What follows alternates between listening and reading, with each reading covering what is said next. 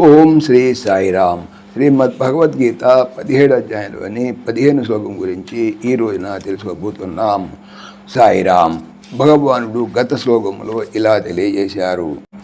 దేవతలను, బ్రహ్మనిష్ఠులను, గురువులను, జ్ఞానులను అనగా మహాత్ములను, బ్రహ్మజ్ఞానము గల పెద్దలను పూజించుట, బాహ్యాభ్యంతర శుద్ధి కలిగి ఉండుట, రుజుత్వముతో కూడి ఉండుట అనగా కుటిలత్వము లేకుండుట, మనోవాకాయములతో ఏకరీతిగా వర్తించుట, బ్రహ్మచర్య వ్రతము పాలించుట, ఏ ప్రాణిని హింసింపకుండుట శారీరక సంబంధమైన తపస్సు అని చెప్పబడుతున్నది.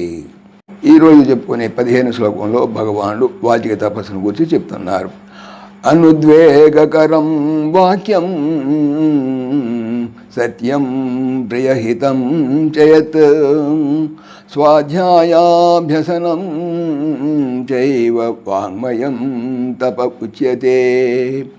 అనుద్వేగకరం ఇతరుల మనసునకు బాధ కలిగింపనిదియు, సత్యం సత్యమైనదియు, ప్రియహితం చ ప్రియమైనదియు లేదా మేలు కలిగించున్నది వాక్యం వాక్యమును, స్వాధ్యాయాభ్యసనం చై ఏవా వేదాదుల యొక్క అధ్యయనమును అభ్యసించుట అనగా వేదము, ఉపనిషత్తులు, భగవద్గీత, భారతము, భాగవతము, రామాయణము, యోగా వాసిష్టమును వాని అధ్యయనము చేయుట, ప్రణవాది మంత్రములను జపించుట, యత్ ఏది కలదో తత్ అది వాంగ్మయం వాక్కునకు సంబంధించిన, తపః ఇది తపస్సని ఉచ్యతే చెప్పబడుతున్నది.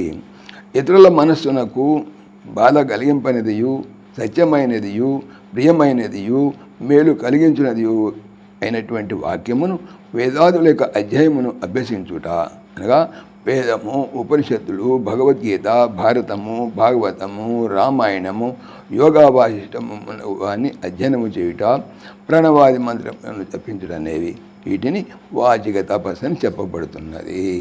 సాయిరామ్.